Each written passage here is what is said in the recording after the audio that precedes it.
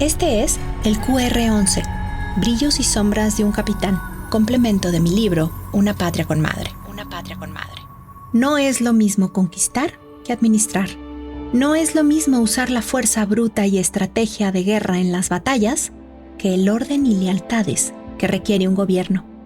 Hernán Cortés tenía incrustada la política de más vale pedir perdón que permiso. Desde el inicio de sus aventuras por conquistar tierra firme, iba actuando, confiaba en él y en muy pocos más. Por eso Malinche se volvió tan necesaria. Si no hubiera sido por ella y su firmeza, Cortés hubiera quedado con muchas ganas de triunfar y pocas formas para lograrlo. Quizás la más valiosa de sus intuiciones a lo largo de toda su campaña militar fue pedir, entre comillas, a la indígena recién bautizada Marina sus servicios a cambio de ofrecerle recompensas y libertad, aunque esto fuera una mentira maquillada.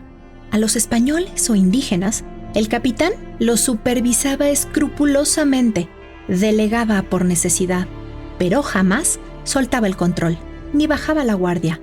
Qué cansado debe haber sido saberse siempre asediado por deslealtades. Tenía razón.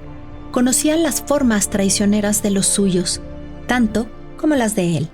Su inteligencia contrastaba con su fanatismo religioso. Se hincaba de golpe y en cualquier momento para rezar. Se creía el protegido único de Dios, pero su moral estaba corrompida por el hambre de poder. Él quería y se creía el dueño de este nuevo imperio. Lo quería gobernar, probarse a sí mismo y a su Dios su valía.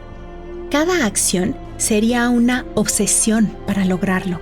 Pasó por encima de muchos, quedó mal con casi todos. Soberbio, hizo promesas inalcanzables, recompensas que no dependían de él. Sembró humillaciones y enojos. Cosechó envidias, corajes y resentimientos que tarde o temprano vencieron al Cortés humano, derrotando al superhéroe todopoderoso favorecido por Dios. Lo alcanzó su humanidad y pagaría el precio. Enfrentó su destino en los juicios de residencia al regresar a la capital de la Nueva España en 1526, conformados por 12 demandas distintas que habían sido levantadas en su contra y enviadas al rey en cuidadosas misivas. Las acusaciones contra el capitán eran un caleidoscopio de bajezas: abuso de poder, incumplimiento de palabra, blasfemia, desacato, violación, asesinato, injuria y etc. Muchas eran verdad, otras estaban fuera de contexto y varias eran mentiras ventajosas y bien argumentadas de sus enemigos, que también eran reales y muchos. Cortés sabía que tenía que regresar a España para defenderse. Se embarcó con un séquito de más de 60 hombres, españoles de su confianza e indígenas nobles, regalos y documentos. Iba bien armado. El capitán que conquistó Tenochtitlán nunca miró para tener poco, siempre quiso las cosas a lo grande. Pero esa tarde de marzo de 1528, cuando zarparon de Veracruz, iba nervioso. Llevaba entre ansiedades una convicción. Solo en persona, el rey lo comprendería todo. Sus faltas, sí, pero también descubriría las mentiras de sus enemigos.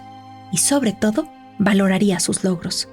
Con estos pensamientos, volvía a levantar su mirada y a erguir el pecho. Todo quedaría arreglado, y él, Hernán Cortés, sería el virrey de la Nueva España. No fue así. El rey sí lo recibió, pero a su tiempo, 7 meses después de su llegada a Sevilla. En su audiencia con Hernán Cortés, el rey tendría 20 años. Era muy joven, pero también sabio. Hernán rozaría los 44. El encuentro fue en Toledo. Carlos I tenía una corte itinerante. Se movía de acuerdo con sus necesidades. Esto lo mantenía protegido y en control de la inmensidad de su territorio. Cortés se arrodilló, besó los pies de su rey y comenzó su defensa. Los indios nobles fueron presentados y bienvenidos, también los españoles que acompañaban al capitán. El rey emperador fue paciente, escuchó todo con detalle. Cortés bien preparado con documentos y palabras, fue elocuente. Una de las enormes habilidades de Carlos I era la inteligencia de quien no se precipita. Tomaba sus decisiones desde el análisis, el propio y el de sus consejeros. No le convenía deshonrar al capitán, que le había dado fortuna, fama y territorio, pero tampoco podía confiarle el poder. Era un hombre comprobadamente ambicioso, y el reino de la Nueva España estaba demasiado lejos. Entonces, tomó una decisión salomónica. Levantó la mano de mando y la voz. «Marqués de Oaxaca», dijo. Carlos I nombró a Hernán Cortés el nuevo marqués del Valle de Oaxaca, y nada más. Con su nuevo cargo, se le concedían 23,000 vasallos indígenas a su servicio, además de erigir su palacio, en donde estuvo el de Moctezuma, en la plaza central. Cortés, con la cabeza inclinada, escuchó el veredicto. No había sentencia en su contra. El rey estaría entonces convencido de la envidia y mala voluntad de sus enemigos. Pero Carlos V acababa de quitarle el poder. No gobernaría la tierra que ya creía suya.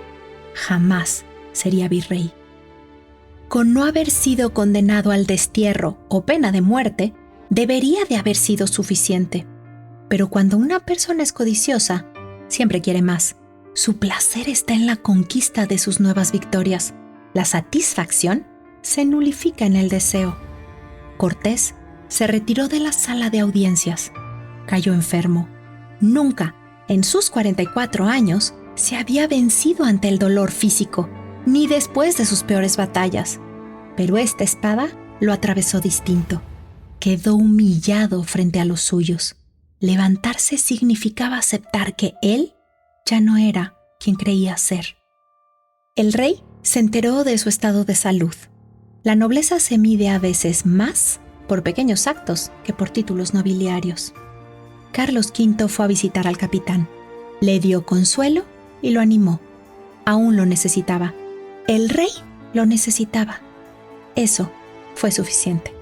Cortés se recuperó. Había perdido lo que más quería, su cargo de virrey, prestigio y fortuna. Nadie podría comprender su dolor interno, ni lo demostraría. Se volvió a casar, ahora con Juana de Zúñiga, un conveniente matrimonio arreglado por su padre antes de morir. Su dote lo salvó. Regresó a la Nueva España 2 años después, en la primavera de 1530, como marqués, con esposa nueva y con su madre. Pronto volvería a España, cuando se enemistó profundamente con el virrey de Mendoza.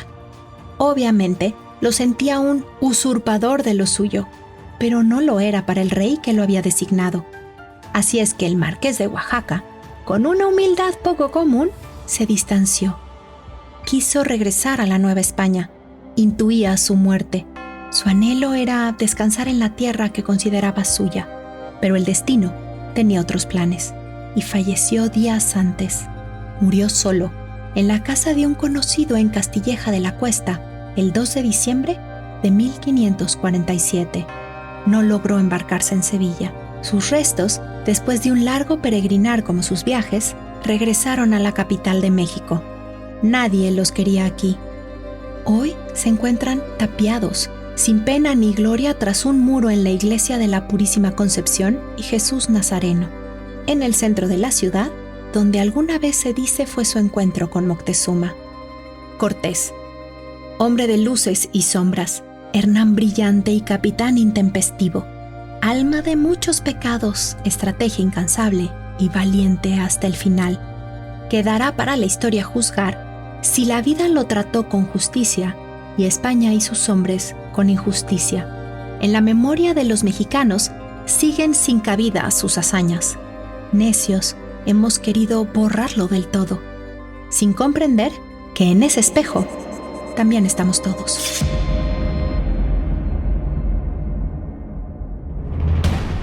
Esto fue Brillos y sombras de un capitán, complemento del libro Una patria con madre, la historia de la Malinche que nos libera, por Elisa Queijeiro.